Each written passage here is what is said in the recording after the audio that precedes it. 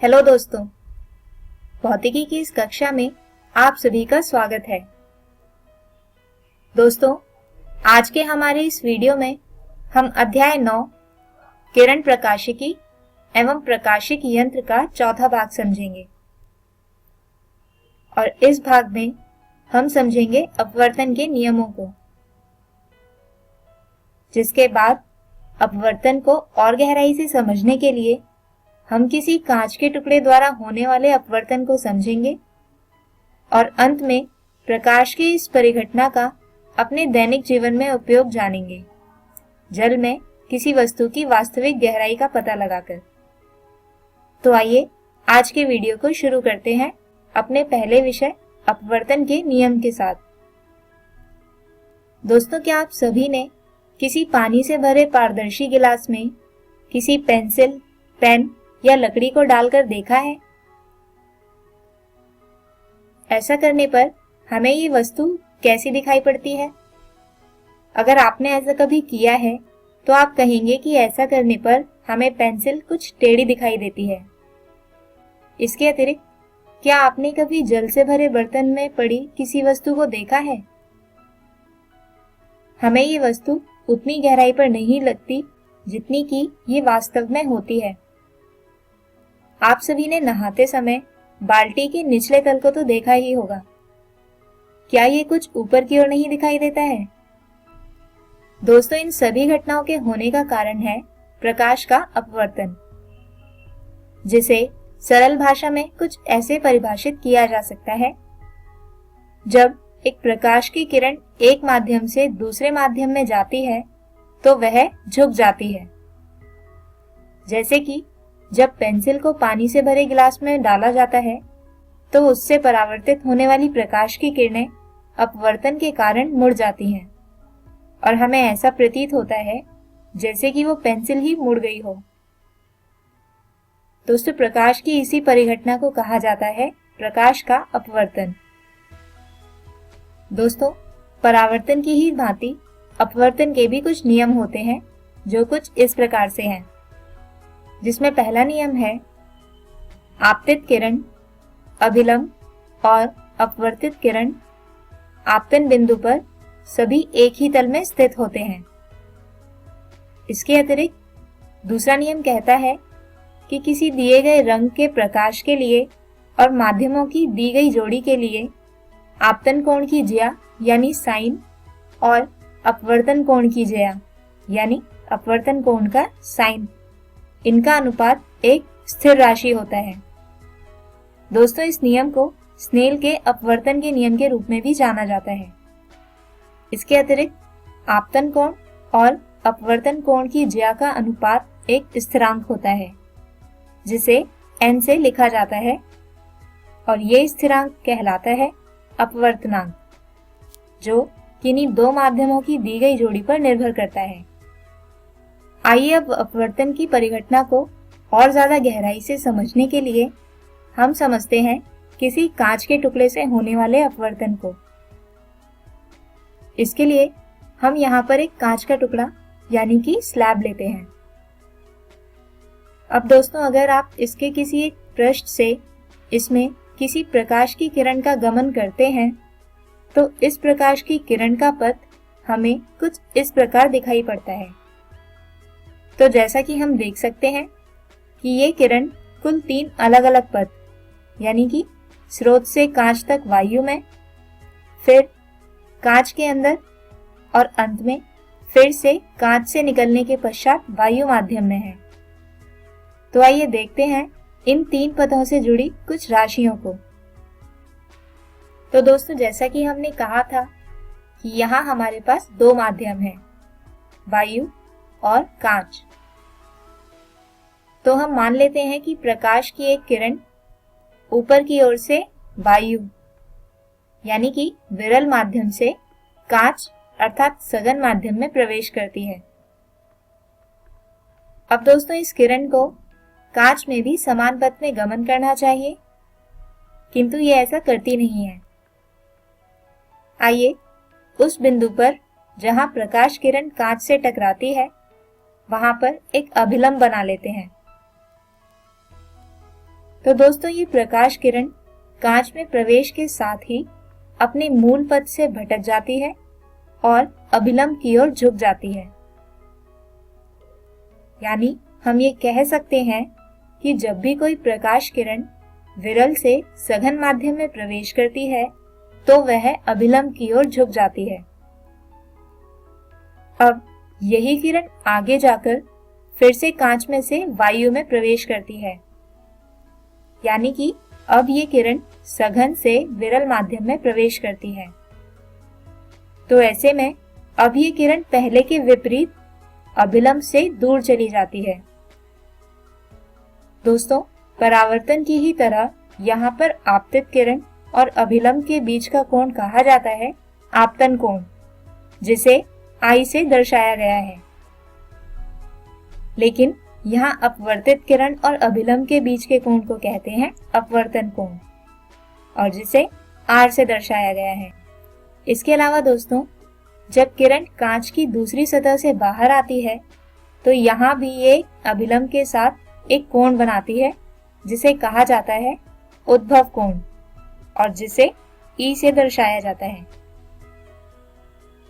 दोस्तों, आपतन कोण और उद्भव कोण अक्सर बराबर होते हैं और आपतित किरण तथा निर्गत किरण एक दूसरे के समांतर आती हैं।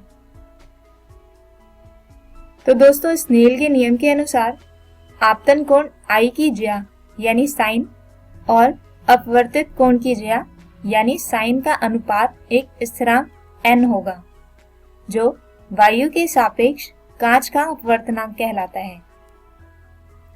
आइए अब समझते हैं अपवर्तन के कारण जल में किसी वस्तु की सही गहराई का पता क्यों नहीं चल पाता, और इस वस्तु की सही गहराई आखिर कितनी होती है।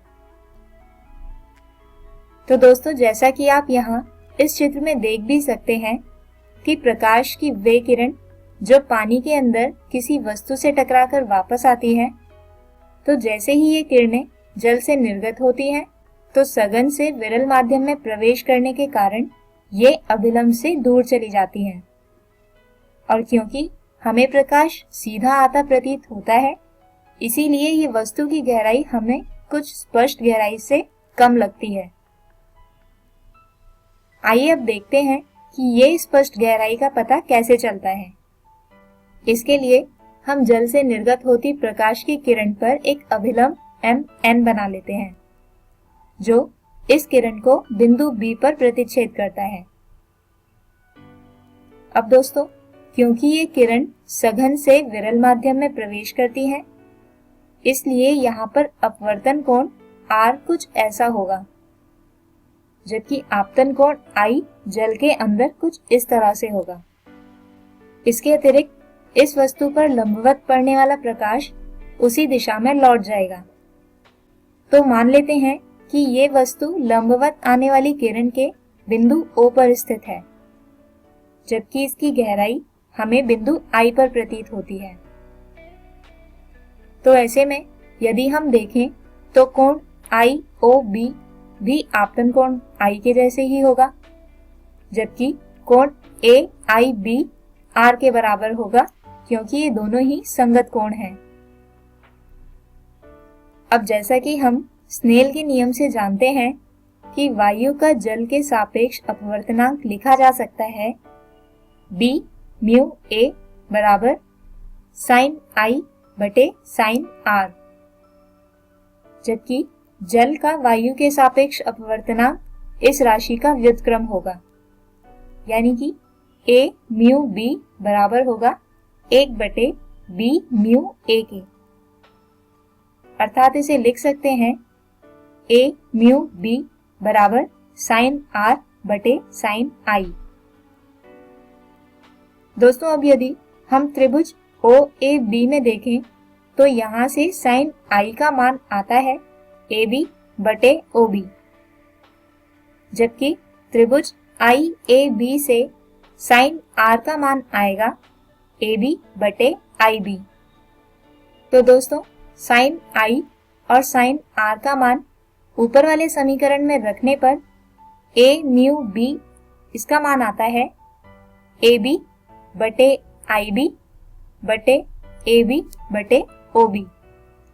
या इसे हल करके लिख सकते हैं OB बटे IB। अब दोस्तों, क्योंकि हमारी आंख का छिद्र बहुत छोटा होता है, इसलिए हमें ये दोनों ही बिंदु यानी कि B तथा A एक दूसरे के बहुत पास ही दिखाई देते हैं या लगभग एक जैसे ही दिखाई देते हैं। इसलिए हम OB को लगभग OA के बराबर मान लेते हैं, जो कि वस्तु की वास्तविक गहराई भी है।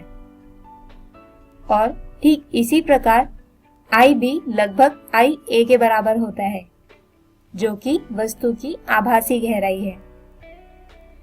तो अब हम OB तथा IB का मान जल के अपवर्तनांक वाले सूत्र में रखें तो वो आता है A म्यू B बराबर OB बटे IB, जो बराबर होगा OA बटे IA, यानी वास्तविक गहराई बटे आभासी गहराई के।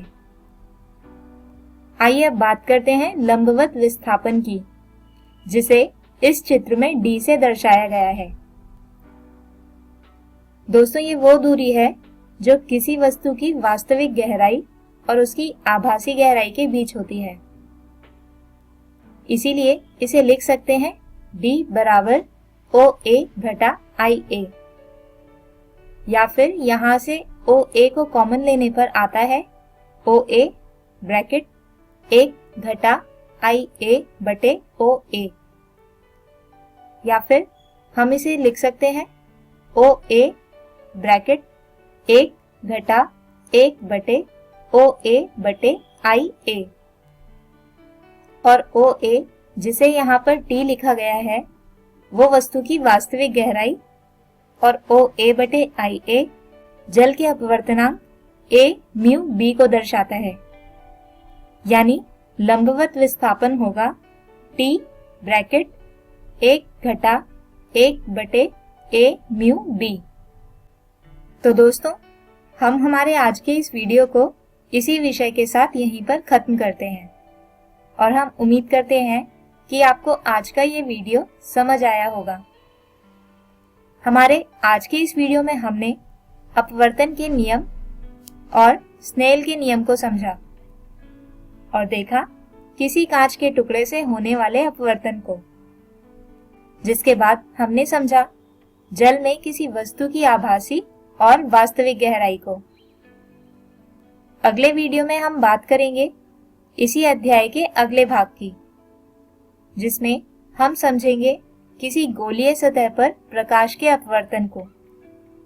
तब तक के लिए गुड बाय।